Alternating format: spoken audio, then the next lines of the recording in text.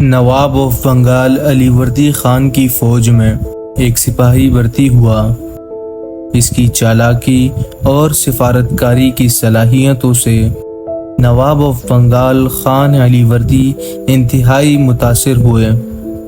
دوستو، نواب آف بنگال نے اسے اپنے دربار میں صرف کمانڈر کا عہدہ دینے پر ہی اکتفا نہیں کیا بلکہ اپنی بھتیجی سے اس کی شادی بھی کرا دی۔ دوستو، یہ شخص کوئی اور نہیں بلکہ بر صغیر، پاک و ہند اور بنگلہ دیش میں سب سے زیادہ ناپسند کی جانے والی شخصیت میر جعفر ہیں، جس کا نام تاریخ میں غداری کی علامت بن چکا ہے۔ بنگال کا نواب بننا میر جعفر کی زندگی کی سب سے بڑی امنگ اور حسرت تھی، جس کے حصول کے لیے وہ کوئی بھی قیمت ادا کرنے کے لیے رضامند تھا۔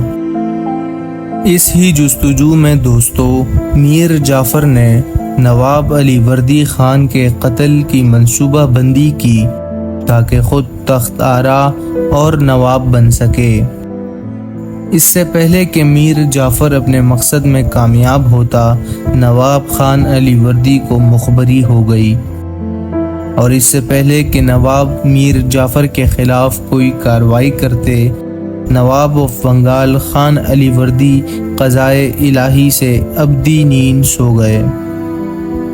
نواب خان علی وردی کی موت کے بعد ان کے بھتیجے سراج الدولہ نے بنگال کا تخت سنبھالا۔ دوستو، یہ اس وقت کی بات ہے جب بنگال دنیا کی امیر ترین ریاستوں میں سے ایک تھا، جس کی دولت کو غنیمت بنانے کے لیے انگریز بھوکے بھیڑیے کی طرح شکار کی پاداش اور موقع میں تھا۔ انہی دنوں دوستو، انگریزوں نے کلکتہ میں قلعے کی تعمیر شروع کر رکھی تھی، جسے انگریز بادشاہ ولیم تھرڈ کے نام سے منسوب کر کے اس قلعے کو بھی ولیم فورٹ کا نام دیا گیا۔ چونکہ یہ قلعہ نواب سراج الدولہ کی مرضی و منشا کے خلاف تھا، سو سراج الدولہ نے فوج کشی کا آغاز کیا اور اپنے لشکر کے ساتھ 16 جون 1757 یعنی 1757 میں نواب کے آتے ہی انگریز گورنر اپنے بیشتر عملے کے ساتھ قلعے سے فرار ہو گیا تاکہ بندرگاہ پر کھڑے اپنے جہازوں کی حفاظت کر سکے۔ ایک ہفتے کی مزاحمت کے بعد نواب سراج الدولہ نے قلعہ فتح کر لیا۔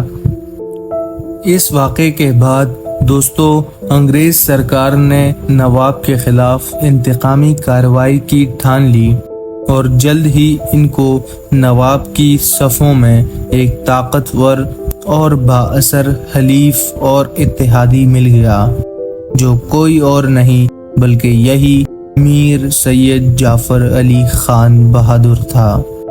جلد ہی دوستو، 23 جون 1757 یعنی 1757 میں پلاسی کے میدان میں میر جعفر نے اپنے حقیقی رنگ دکھا دیے، جب نواب کی 50,000 فوج کا انگریز کی مٹھی بھر 3,000 فوج کے ساتھ آمنا سامنا ہوا۔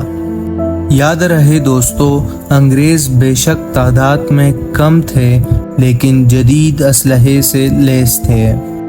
سونے پر سہاگا یہ کہ دوران جنگ میر جعفر نواب کی فوج کا ایک بڑا حصہ میدان جنگ سے لے کر فرار ہو گیا اور نواب سراج الدولہ کو انگریزوں کے رحم و کرم پر چھوڑ دیا۔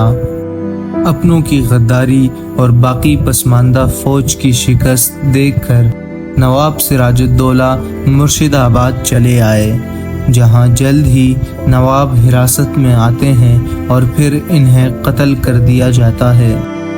نواب سراج الدولہ کی حکومت کا اختتام انگریز حکومت کا صحیح معنوں میں آغاز ثابت ہوتا ہے، جس کا پرچم عنقریب پھر پورے ہندوستان پر لہرایا گیا، اور یہ سب صرف اور صرف ایک غدار کے مرہون منت ممکن ہوا۔ میر جعفر کی غداری کامیاب ہو چکی تھی اور اس کی خدمت پر انگریز سرکار نے اسے نواب آف بنگال بنا دیا تھا۔ لیکن جلد ہی اس کی کارکردگی سے ناخوش ہو کر 3 سال کے مختصر عرصے میں انگریز سرکار اسے ہٹا کر اس کے داماد میر قاسم کو نواب بناتی ہے، مگر 2 سال بعد ہی میر جعفر کو دوسری مرتبہ پھر سے نواب کا منصب دیا جاتا ہے۔ سونے کی چڑیا یعنی ہندوستان کے حصول کے کھیل میں دوستو ایک اور کھلاڑی ڈچ تھا۔ میر جعفر نے ڈچ کے ساتھ مل کر انگریز کو بھگانے کی سازش کی، اس ہی لیے اسے حکمرانی اور نوابی سے ہٹایا گیا تھا۔ دوستو غداری اور مکاری جب فطرت میں آ بسے پھر پہاڑ تو اپنی جگہ بدل سکتا ہے، مگر فطرت کا بدلنا ناممکن ہو جاتا ہے۔ شر کبھی بھی خیر کا سبب نہیں ہو سکتی، اسی لیے دوستو آج بھی میر جعفر کی آخری آرام گاہ جو مغربی بنگال میں جعفر گنج کے مقام پر واقع ہے، ان کھنڈرات کو نمک حرام ڈیوڑی سے بلاتے ہیں۔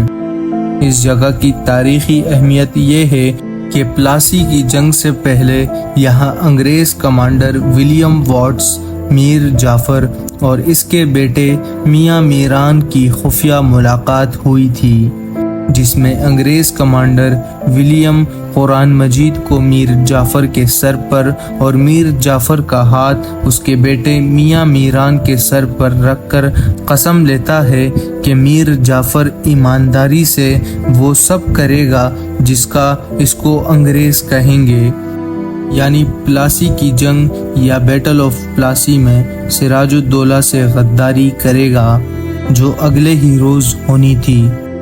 سیر متاخرین کے مطابق اس ہی ڈیوڑی پر سراج الدولہ کو عمر علی بیگ نے میر میران کے کہنے پر قتل کیا تھا۔ سراج الدولہ کے قتل کے بعد نواب سراج الدولہ کی جسد خاکی کو بذریعہ دریا جعفر گنج لے جایا جاتا ہے، جہاں اگلی صبح نواب کے جسم کو ہاتھی پر لاد کر مرشد آباد کی گلی کوچوں میں پریڈ کی جاتی ہے۔ یہاں تک نواب سراج کے جسم کو ان کی والدہ امینہ بیگم کے گھر کے سامنے سے بھی گزارا جاتا ہے۔ دوستو آج تاریخ نواب سراج الدولہ کو ایک عظیم حاکم اور آزادی کے لیے لڑنے والے ایک جنگجو کی طرح یاد کرتی ہے، جبکہ میر جعفر کو ایک حقیر، لالچی اور غدار کے کردار سے جانتی ہے، جس نے اپنے ملک، اپنے آقا، اپنے لوگ اور اپنے رشتہ داروں سے غداری کی۔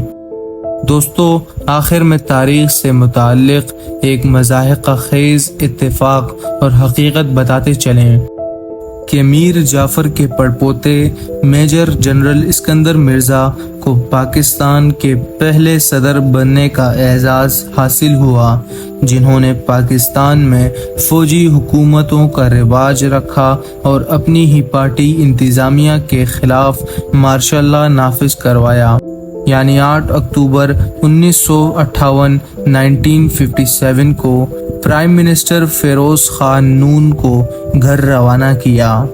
ستم ظریفی یہ کہ 19 دنوں بعد ہی فوجی عامر ایوب خان نے خود صدر بن کر اسکندر مرزا کو بھی گھر روانہ کر دیا۔ دوستو اگر آپ کو ٹرائبل پختون کی آج کی ویڈیو بھی پسند آئی ہو تو لائک اور سبسکرائب ضرور کیجئے اور اپنی قیمتی رائے سے ہمیں کمنٹس میں آگاہ کریں، کیونکہ ہم آپ کے کمنٹس پڑھتے ہیں۔ شیئر کرنا نہ بھولیں اور اگلی ویڈیو تک اپنا خیال رکھیں۔ اللہ حافظ۔